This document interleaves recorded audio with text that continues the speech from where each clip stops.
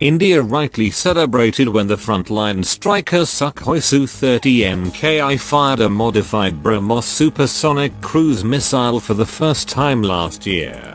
But there is a missing link to this piece of inspiring military history. One name that missed out the presses and headlines prominently was National Aerospace Laboratories NAL, a leading laboratory under Council of Scientific and Industrial Research, based out of Bengaluru. It was NAL who bailed out the BrahMos Aerospace during 2013-14 period, when the greedy Russians were asking for the moon to conduct a series of wind tunnel tests ahead of the actual integration of the BrahMos air-launched cruise missile ALCM onto Su-30 MKI. Military sources now confirm that the Russians demanded exorbitant charges to carry out these tests, a first-time experience even for them. Since India was the first country to integrate a supersonic cruise missile onto fighter jet, the Russians are said to have quoted over 1,300 crore rupees with no commitment on transfer of technology. The Indian team, consisting of members from BrahMos, Hindustan Aeronautics Limited and the Indian Air Force, then turned to NAL for help. NAL, with their extensive knowledge of carrying out wind tunnel experiments for various national military and space missions, accepted the challenge and delivered the test results at 120th the cost of what the Russians had sought for.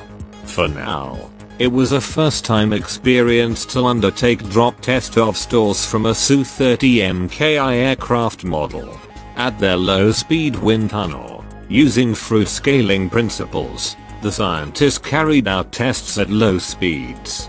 A Su-30 MKI model, the largest aircraft model, was designed, fabricated and commissioned at a record time at National Trisonic Aerodynamic Facilities. A trisonic wind tunnel is capable of testing flight vehicles at subsonic, transonic and supersonic speed ranges. The study provided the ideal conditions for the store's release at actual flight Mach numbers, including the deflection setting angles for the fore and aft fins.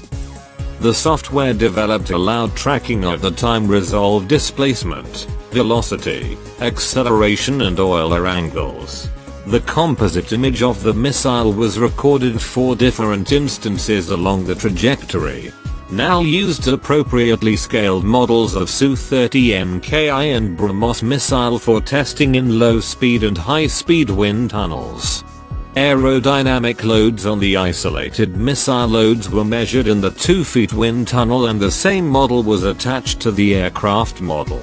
In drop tests, the missile model is dropped in the wind tunnel simulating aircraft speed, altitude and other parameters, and separation trajectories are analyzed.